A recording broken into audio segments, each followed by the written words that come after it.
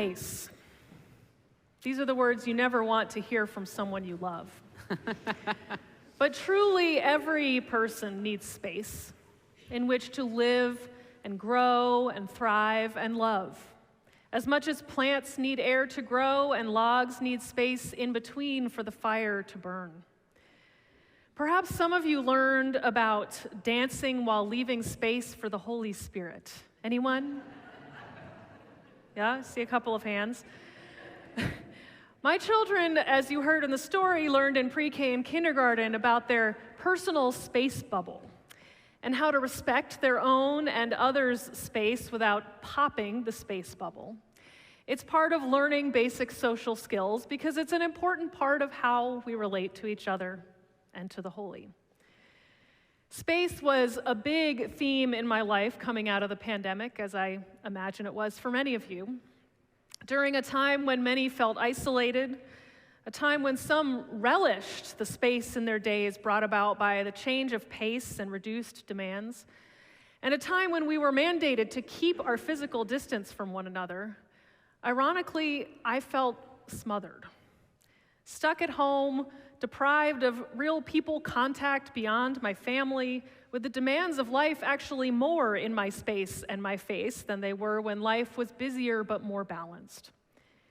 When I started working from my office at the church again, I decided that I needed to make the space more my own. I took down a framed Mondrian-style print that had hung there for the tenure of multiple staff members before me, its origin unknown. I do love Pied Mondrian, but it wasn't the vibe I was going for in my office. And so I resolved to live with a big blank wall until I figured out what needed to be there, how I could make the space reflect who I am and what's important to me. And then it came to me, how can I bring sacred spaces I've known into this office space, my ministry home base? So I gathered about 15 images, some photos and some paintings, of spaces that have been sacred spaces that I've experienced over my lifetime. Some are traditional sacred spaces or houses of worship. Some are images connected to family in some way, and some are outdoors in nature. I ordered 5x7 prints and framed them and bought those little 3M picture hangers so as not to fill the wall with nail holes. And nearly 2 years later, these items remain on my desk, still waiting to be hung. Ridiculous, right? I've failed to make the space and time in my schedule to arrange and hang them. My office wall is still a big blank space waiting to be filled with so much beauty. And I tell all of this to you today so that you can help hold me accountable. I hereby promise to hang this sacred space gallery before the end of spring break. Who will hold me to that promise? Oh, yay, lots of hands, thank you. Thank you. You can come check in my office, as some people in the first service said that they were going to. The rest in between musical notes, as we heard so beautifully in the interlude, is when the beauty of the music sinks in and we catch our breath. The silence between words is when we can listen to the still small voice and when new words and ideas and insights emerge. The space between logs is what makes the fire burn. The space in between the spokes of a wheel, inside a vessel, and the rooms of a house are what make them useful. As Lao Tzu wrote, the substance of your body is enlivened by maintaining the part of you that is unoccupied. In this sacred geography worship series that we are in, we are exploring different dimensions of our spiritual landscape, or the ways that the sacred shows up in everyday spaces and in our everyday lives. This week, we are exploring the landscape of sacred space. So often, we talk about sacred space as a physical space that we are in. The sanctuary is a sacred space. Or we create sacred space in small group meetings by lighting a chalice and breathing together, or we experience sacred space in nature. The Latin root of the word sacred means set apart. Scholars of religion have written volumes and volumes about the meaning of sacred, typically describing it as something set apart or wholly radically other. One of these scholars, Timothy Beale, a professor of religion at Case Western Reserve University, did an experiment in the summer of 2022 when he loaded his family into a motorhome and traveled across America in search of roadside religious attractions. Things like the world's largest 10 commandments, Holy Land, USA, biblical mini golf, and Noah's Ark of Safety. His book, Roadside Religion, chronicles his travels and reflects on the meaning of these places. He wrote, "The sacred is where you encounter God, the holy, where you feel awe, where things have a flash of making sense to you, where you have a feeling of connection to that which is larger than yourself, where you suddenly have new information that makes a shift inside you and things are different now."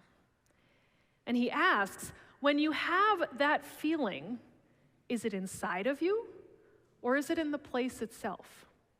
Are there real sacred places, springs and mountains coming together of ley lines or a vortex of energy? Or are there just places that have been invested with meaning by the people who carried within themselves a human urge to be part of something larger than themselves? Beale is questioning the notion that sacred space is wholly other and challenging us to consider, is sacred space separate from us, or is it inside of us, or even at times enveloping us? My answer would be all of the above. It permeates the sacred landscape that we traverse and can be found, created, and held without us being transported to a separate realm. Sandy Eisenberg Sasso, the author of many wonderful books for children and adults, tells a story about this. The story takes place in a town at the foot of a hill where there are no roads and no windows. It sure sounds like another realm, doesn't it? But listen to what happens. Without roads, the people had nowhere to go, and they wondered what was on the other side of that big hill. Whenever they left their homes, they sneezed through tall, tangled weeds and tumbled into deep holes and tripped over rocks as large as watermelons. Without windows, they slept late into the day and wondered about the rhythms of the sunset and the sunrise. They never looked out of their homes, and their neighbors never looked in. One day, the people got fed up with this way of living and gathered in the center of town to decide what to do. Someone said, "I've heard there's a God and that God solves problems." And so someone shouted, "Let's find that God." So there were two little houses on the edge of town, each with one window. And in these houses lived the ones who could see out windows. The people reasoned that if they could see out windows, perhaps they could see a way to God who would solve their problems.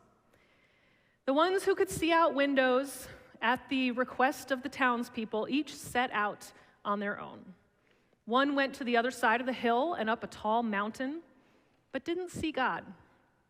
They set sail far out into the ocean, but they didn't see God there. They traveled to the desert, but didn't see God.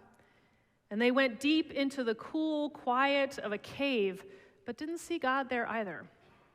And after all these travels, they were tired, so they decided to stop looking for God and returned home. When they saw each other, they saw how disappointed and defeated the other was, and knew that neither had found God.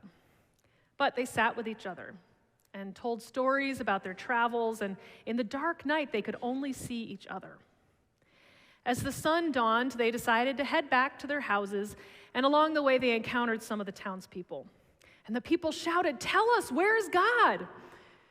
And when the ones who could see out windows told about their travels and their failure to see God in those places, the people, very disappointed, said, "We were right all along. There is no God."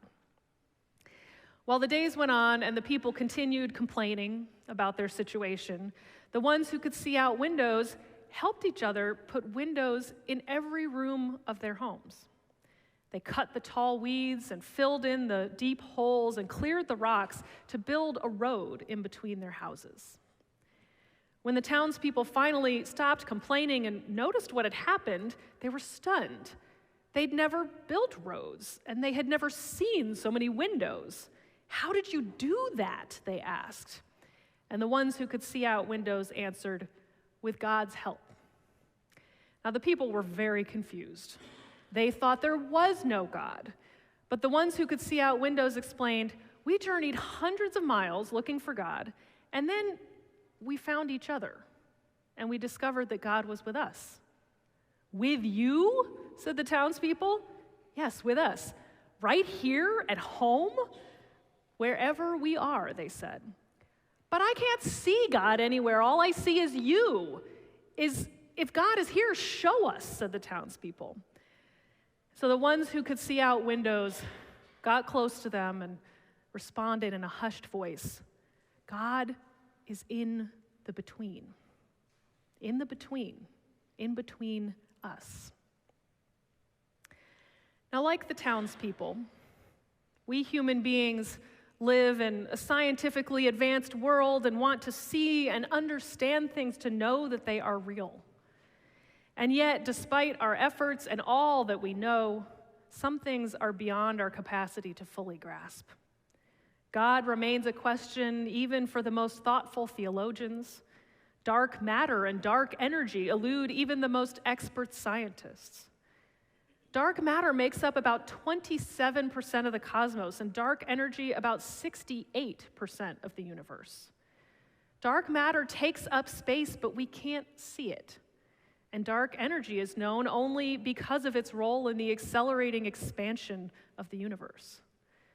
Dark matter doesn't reflect, absorb, or radiate light, at least none that we can detect. But scientists understand it as a web-like structure that winds through the universe with gravitational forces that attract and hold the matter that is visible. Scientists are still seeking to fully understand dark matter and dark energy, but what they do know is that there exists something between us and around the things that we can see that has a profound impact on us and is an essential component of our universe. It's like the air that fuels the fire, the silence that allows for the next insights to emerge, the space that deepens our spiritual life and infuses the sacred in every day. When we engage in spiritual practices, we are creating space for the sacred. We're setting aside, set aside time for meaning to emerge from the fullness of life. As we explored in the worship series earlier this year, Activating Your Spiritual Life, spiritual practice can be quite simple. And while it must be intentional, it does not require extraordinary or radically other activities or circumstances. In his poem, Any Morning, William Stafford writes, "Just lying on the couch and being happy, only humming a little, the quiet sound in the head. Trouble is busy elsewhere at the moment. It has so much to do in the world. People who might judge are mostly asleep. They can't monitor you all the time, and sometimes they forget. When dawn flows over the hedge, you can get up and act busy. Little corners like this, pieces of heaven left lying around, can be picked up and saved. People won't even see that you have them. They are so light and easy to hide. Later in the day, you can act like the others. You can shake your head. You can frown."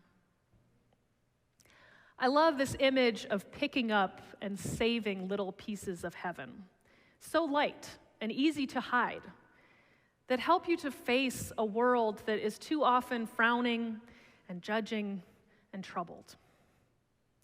I wonder what space, both time and place, do you have in your life when you gather up these pieces to carry with you and to sustain you?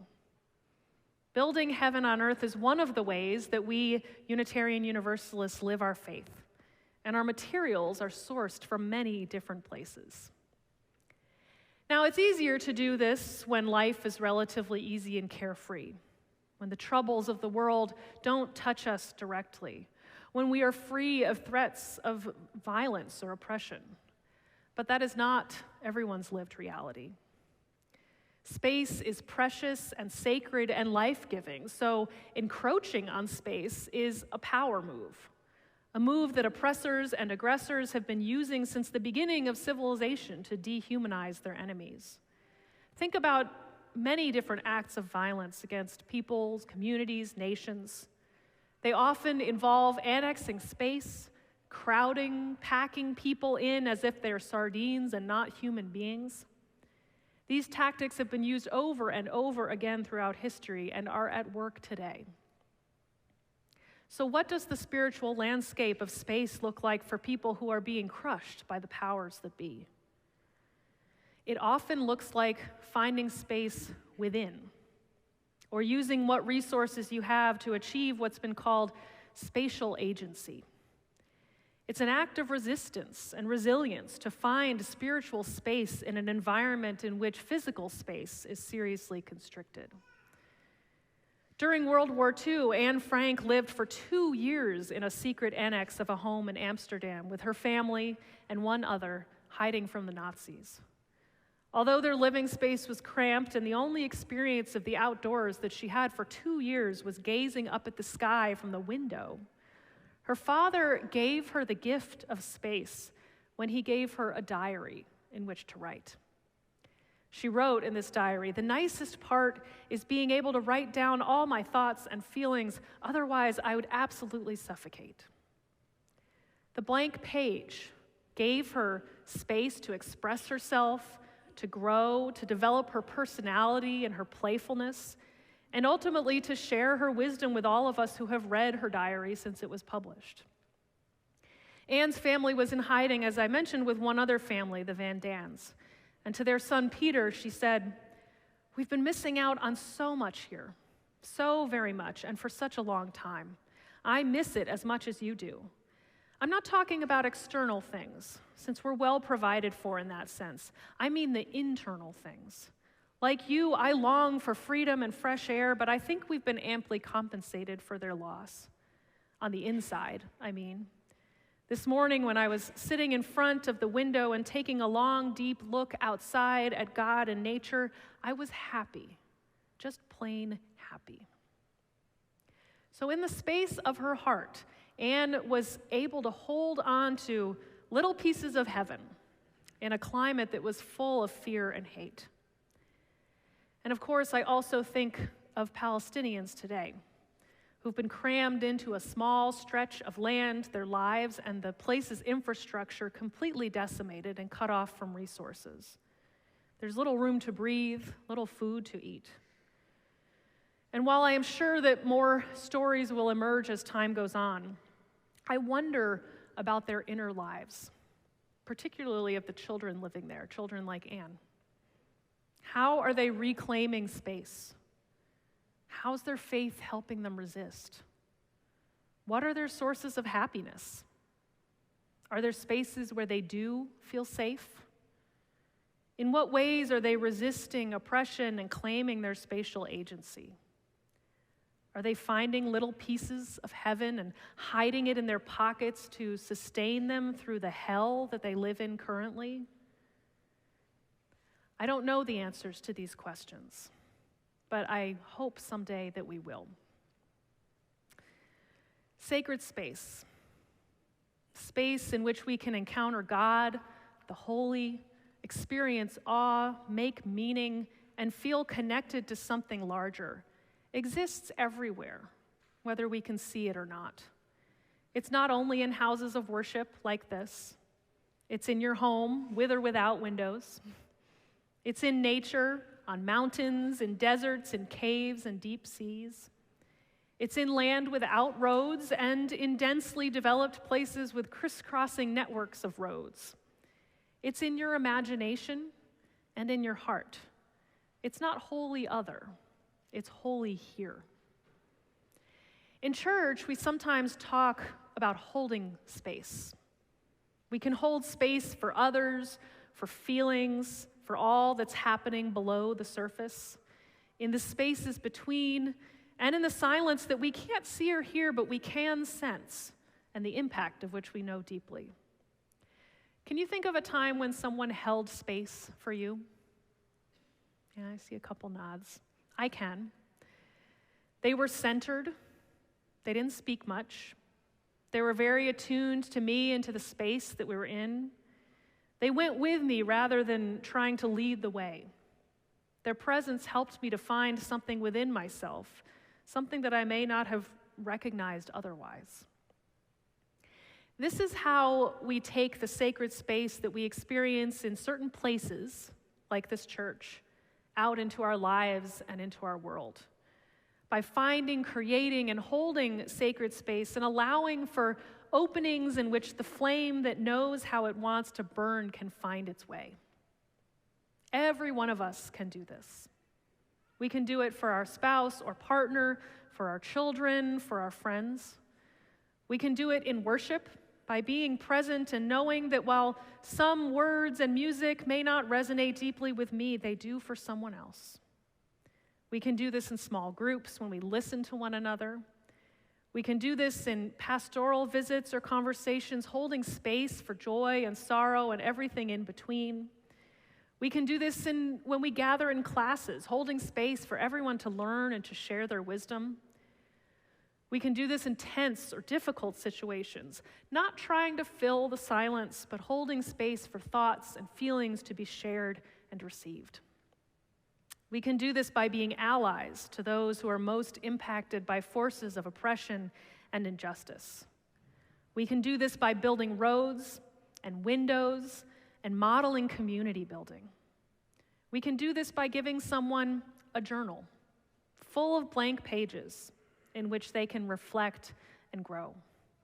You get the idea? We are traveling this journey of life together. And there are so many opportunities to find space, create space, and hold space for ourselves and for others along the way. So let us bless the space between us by practicing this in the days ahead. May it be so, and amen.